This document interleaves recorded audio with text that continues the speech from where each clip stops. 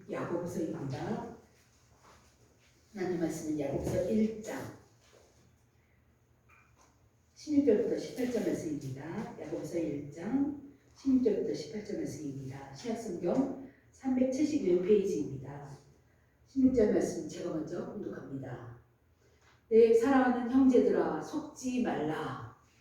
온갖 좋은 의사와 온전한 선물이 다 위로부터 내 아버지께로부터 내려오나니 이는 변함도 없으시고 피자는 그림자도 없으십니다. 같이 그가 그 피조물 중에 우리로 한 천절배가 되게 하시려고 자기의 뜻을 따라 진리의 말씀으로 우리를 낳으셨느니라.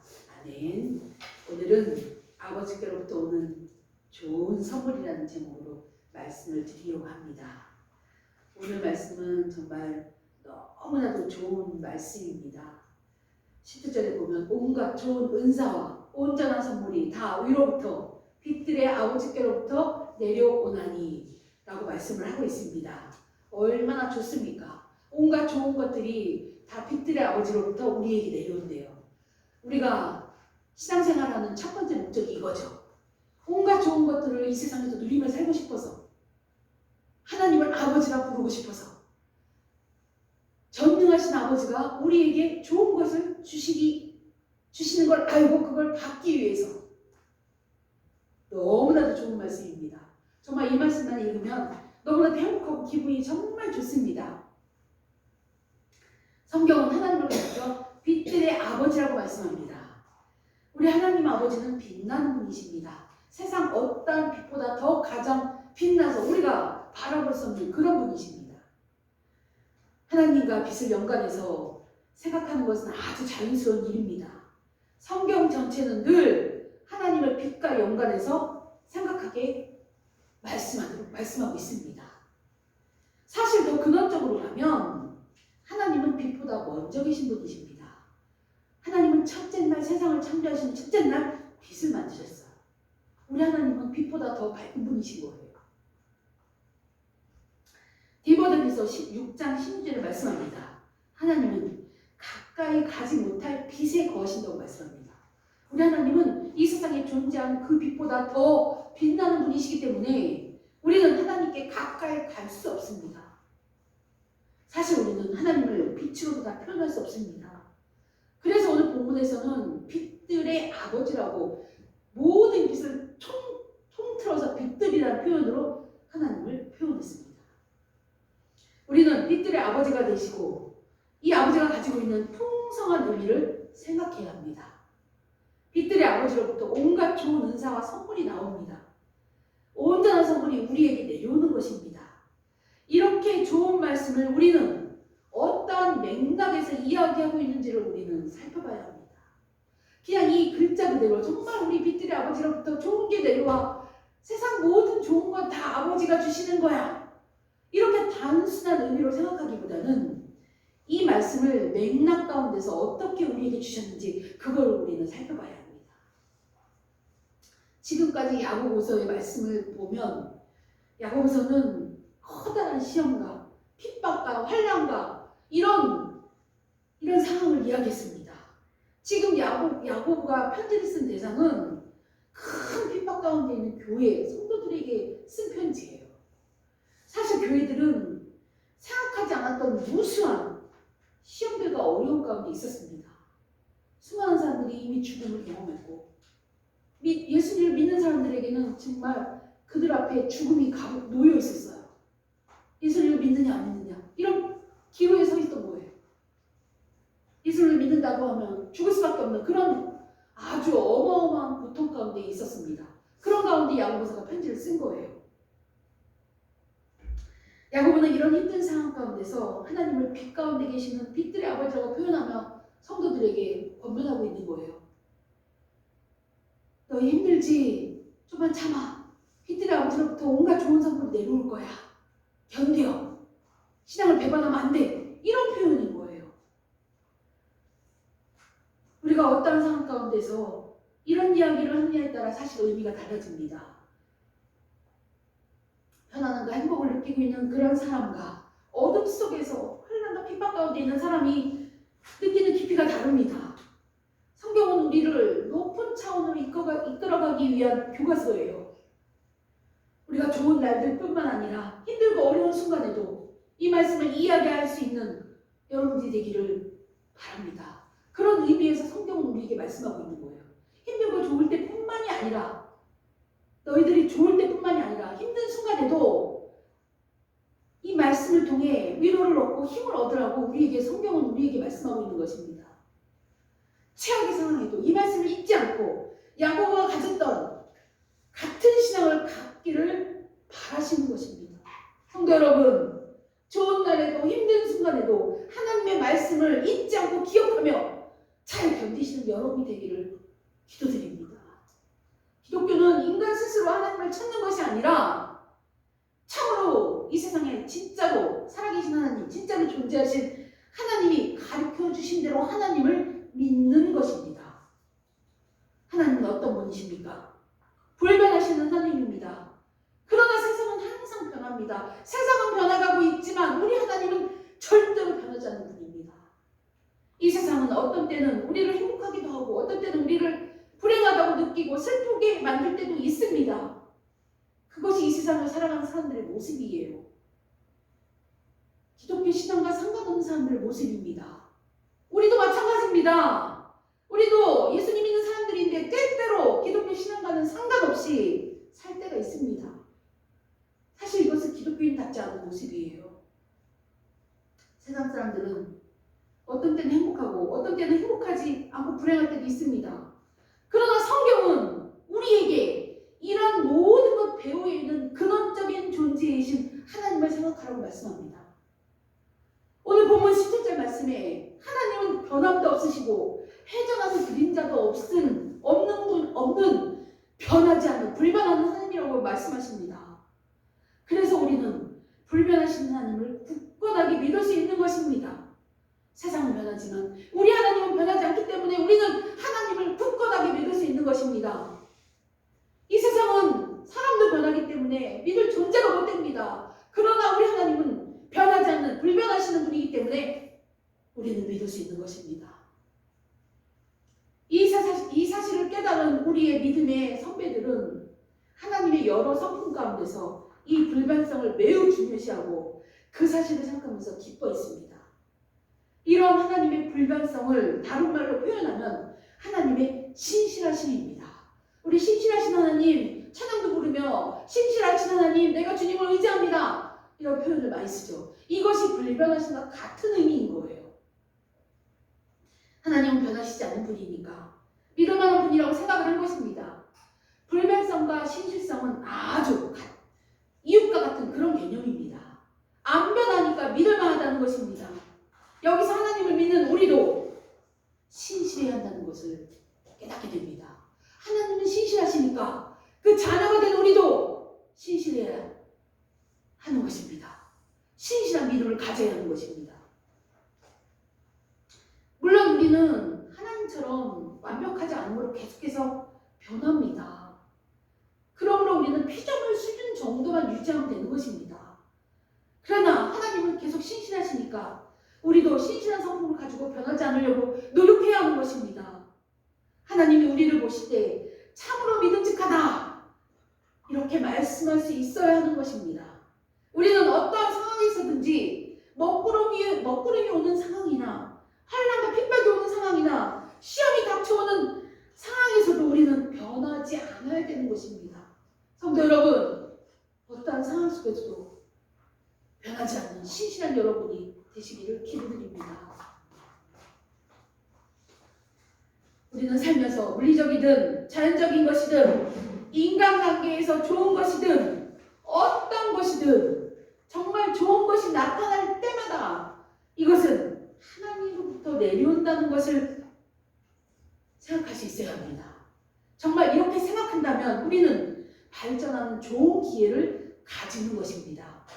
우리가 정말 좋은 상황 속에 있을 때 예수님을 믿는 사람은 그것이 하나님으로부터 내려오는 것이라고 여겨야 하는 것입니다.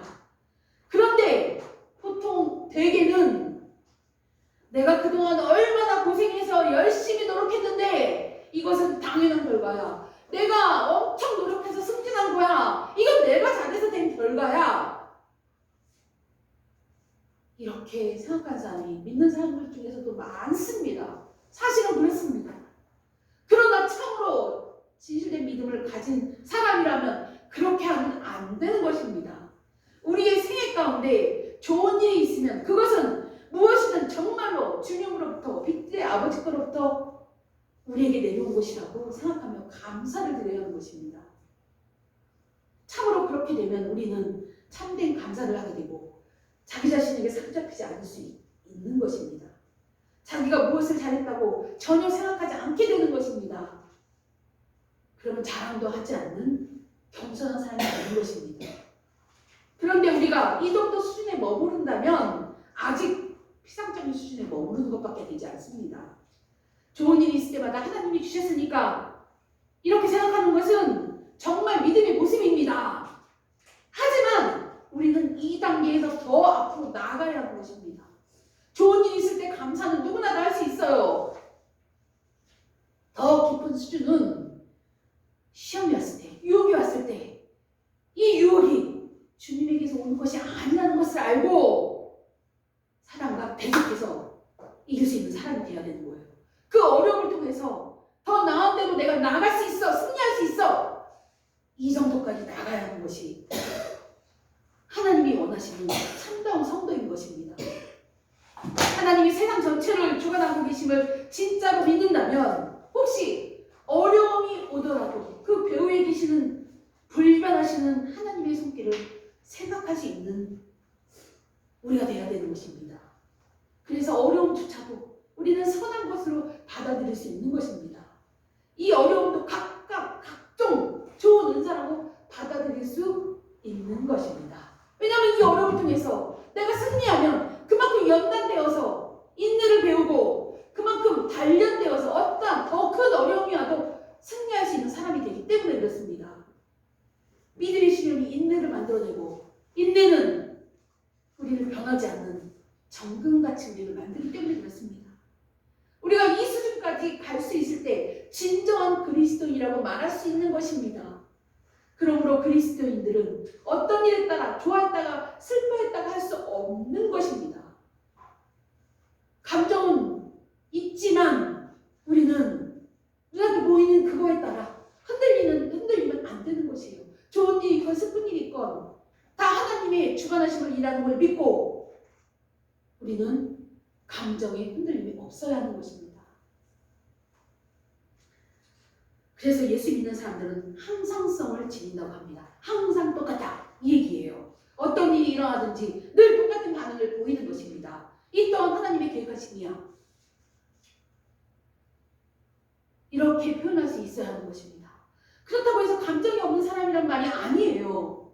참된 그리스도인들은 더 풍부한 감정을 가집니다. 예수를 진짜로 믿는다면 어떤 일이 나타났을 때 늘 감사하는 감정을 나타냅니다. 좋은 일이든 나쁜 일이든 감사를 합니다. 좋은 일이면 좋아서 감사하고 나쁜 일이면 해결해 주실 것을 믿고 감사하고 또 하나님께만 우리는 감사하는 것이 아니에요. 함께 기도하며 애써준 다른 여러 사람들에게도 우리는 감사할 줄 아는 사람들입니다. 더 넓은 포용력을 가지고 많은 감사를 드리게 되는 것입니다. 이것이 참된 그리스도인의 모습이에요. 그러면서 그 감사의 마음을 가지고 사람들에게 사랑의 감정을 점점 더 키워나가는 것입니다. 참된 그리스도인들은 어려움이 와도 결국 하나님이 이것을 통해 나를 성숙시키기, 성장시키기 위한 것이라고 여기면서 하나님의 관점으로 이것을 바라보면서 감사할 수 있는 것입니다. 우리는 어렵지만 이렇게 되어야 하는 것입니다. 이것이 진정한 그리스도인이 마땅히 가져야 할 마음인 것입니다. 어떠한 상황 속에서도 감사와 사랑을 잃어버리지 않는 사람, 그 사람은 빛들의 아버지인 하나님과의 관계성을 늘 의식하는 사람인 것입니다. 이런 사람 되시는 여러분이 되기를 간절히 기도드립니다. 하늘에 먹구름이 잔뜩 끼어 있습니다. 오늘도 그렇죠. 이따 오후에 비가 오기 때문에 먹구름이 잔뜩 끼어 있습니다. 우리가 비행기를 타고 하늘로 올라가면 이 먹구름 위로 올라가면 그 위에는 찬란한 빛이 있습니다. 그죠? 해는 떠 있습니까? 낮에는. 우리는 이 방식을 늘 연습해야 합니다. 밑에는 먹구름이 있지만 위에는 찬란한 빛이 있다는 것을 알고 우리는 찬란한 빛 가운데 있는 삶을 살아야 하는 것입니다. 왜냐하면 우리 아버지가 빛들의 아버지시기 때문에. 그래서 우리는 이 땅에서 빛이 되어야 하는 것입니다. 우리는 그것을 늘 누리며 살아갈 수 있어야 합니다. 이것을 예수님을 믿는다면 예수님을 믿는 사람이 갖는 진정한 의미인 것입니다. 그러므로 참된 그리스도인은 사실 세상이 어떻게 되든지 전혀 상관이 없습니다. 세상에 어떤 일이 있든지 그것을 극복해 나갈 힘이 우리에게 있는 것입니다. 예배하는 것은 비행기를 타고 하늘 위로 올라가는 것과 마찬가지예요. 그런 것과 비슷합니다. 우리가 주일날이나 수요일날 모여서 예배할 때는 그 예배는 찬란한 빛 가운데 계신 하나님 앞에 나아가는 것입니다. 그래서 예배 중에 찬란한 빛을 경험하는 것입니다. 그리고 우리는 다시 땅으로 내려옵니다. 그래야 늘 찬란한 빛 가운데 살아가는 하나님의 백성다움이 이 세상 가운데서 우리 삶 속에서 있어야 하는 것입니다. 오늘 본문 18절을 말씀합니다. 그가 그 피조물 중에 우리로 한 첫 열매가 되게 하시려고 자기의 뜻을 따라 진리의 말씀으로 우리를 낳으셨다고 말씀합니다. 여기서 낳으셨다라는 이 표현은 어머니 뱃속에서 나온 것을 이야기하는 것이 아닙니다. 우리를 중생시킨 그 말씀을 하는 것입니다. 우리가 예수님을 믿고 새 사람이 되었다. 그래서 우리를 낳으셨다. 이 말씀을 하시는 거예요. 이것을 중생이라고 말씀합니다. 그분이 우리를 낳으셨다는 것이 우리가 경험하는 가장 좋은 선물 중에 첫 번째예요. 우리가 이제 옛사람이 아닌 죄인의 모습이 아닌 새로운 사람으로 거듭난 중생에서 이제 나는 하나님의 아들, 딸이 되었어. 이것이 우리에게 주신 가장 큰 첫 번째 선물이에요. 예수님을 믿고 구원받아서 하나님의 자녀가 되는 것이 우리에게 주신 첫 번째 은혜고 첫 번째 가장 좋은 은사고 가장 좋은 선물인 것입니다. 우리는 이제 죄인이 아니에요. 구원받아서 하나님의 나라의 백성, 하나님의 나라의 자녀가 되었어요.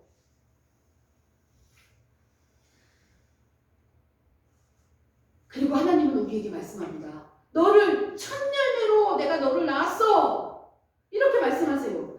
구약 성경에서 이 첫 열매로 가지고 예배를 하나님께 예물을 드렸다. 이것은 아주 큰 의미예요. 이 첫 열매를 주께 드린다는 것은 다른 모든 것도 다 주님께 드린다는 그런 의미가 들어있습니다.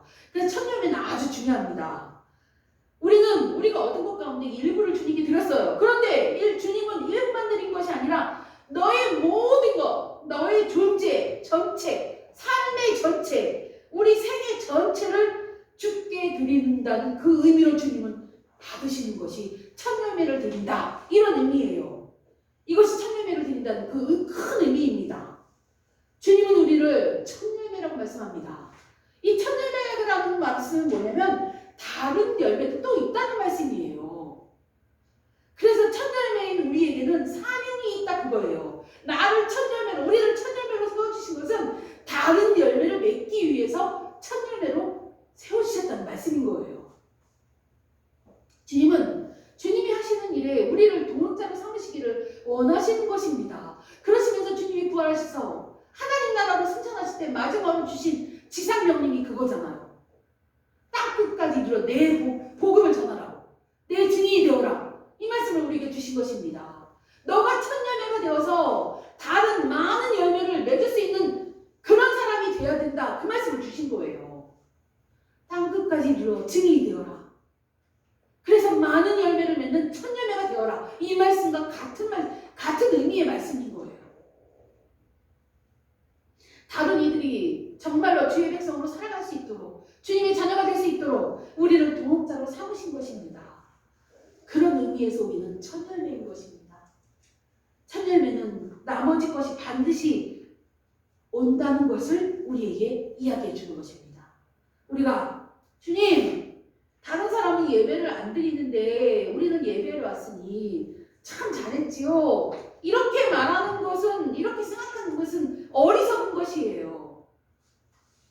우리는 주 앞에 있는 사람들입니다. 단위들이 함께 예배드릴 수 있도록 첫 열매로 우리를 사용하시는 것인데 그걸 깨닫지 못하고 주님 나 잘했죠? 이것은 어리석은 사람이 하는 이야기예요. 세상에 있는 모든 피조물들이 다 하나님께 예배를 드려야 됩니다. 왜냐하면 모든 피조물은 하나님이 만드셨기 때문에 그렇습니다. 그런데 세상은 죄로 타락되어서 하나님께 예배드리고 있지 못합니다. 자신이 잘난 줄 알고 있습니다. 우리는 이런 것을 바라보면서 안타까움을 가지고 늘 주님 앞에 예배드려야 되는 것입니다. 우리가 첫 예배로 주 앞에 나왔습니다. 하나님은 우리를 통해 하나님의 뜻을 반드시 이루실 것입니다. 주님의 뜻이 우리 가운데서 열매를 반드시 맺을 것입니다. 죄는 가야 할 목적지를 벗어나는 것이 죄예요. 목적지를 벗어나 딴 곳으로 가고 있습니다. 세상 사람들이. 그들을 바라보면서 우리는 안타까움을 가지고 그들이 바른 길로 다시 돌아갈 수 있도록 우리를 사용하신다는 말씀인 것입니다. 그것이 첫 열매인 거예요. 여러분들이 첫 열매입니다. 하나님의 백성이 마땅히 해야 할 생각, 해야 할 일을 하지 않고 다른 것을 하는 것이 죄인 것입니다. 세상 사람들은 그렇게 하고 있습니다. 우리는 그들이 죄를 짓고 있다는 것을 알고 그들을 마땅히 가야 할 길로 인도해야 되는 사명을 갖고 있습니다. 우리는 주님이 원하시는 목적이 무엇인지 분명히 알아야 합니다. 그리고 그분과의 관계성 가운데서 이 일을 바르게 감당해야 하는 것입니다. 그래서 예수 그리스도의 거룩한 몸, 교회인 여러분들이 이 땅에서 이 일을 제대로 이루어 나가야 하는 것입니다. 성도 여러분, 첫 열매로서 다른 열매를 맺는 여러분이 되기를 기도드립니다. 그리고 여러분들을 통해 하나님의 뜻이 반드시 이루어지기를 축복합니다. 기도드리겠습니다. 아버지 하나님, 은혜를 감사합니다. 아버지 하나님, 오늘 말씀 가운데서 빛들의 아버지께로부터 우리에게 온갖 좋은 것을 주신다고 말씀해 주셔서 감사를 드립니다. 아버지 하나님, 우리는 좋은 일이 있을 때마다 아버지께 감사를 드리고 또 고난 가운데서나 어려운 가운데서도 하나님의 관점으로 세상을 바라보며 감사할 수 있는 성숙된 저희들이 될 수 있도록 은혜를 주셔서 감사를 드립니다. 아버지 하나님, 우리가 첫 열매가 되신다고 말씀하여 주셨습니다. 아버지 하나님, 첫 열매로서 다른 열매를 맺는 저희들이 될 수 있도록 은혜를 주시옵소서. 그리고 우리를 통해 하나님의 뜻이 반드시 이루어질 수 있도록 역사하여 주시옵소서. 모든 영광 주님 돌려드리며 감사드리며 우리 주 예수 그리스도의 이름으로 기도드립니다. 아멘. 찬송가 406장 찬양 부르시면서 준비하신 예물을 봉헌하겠습니다. 406장입니다.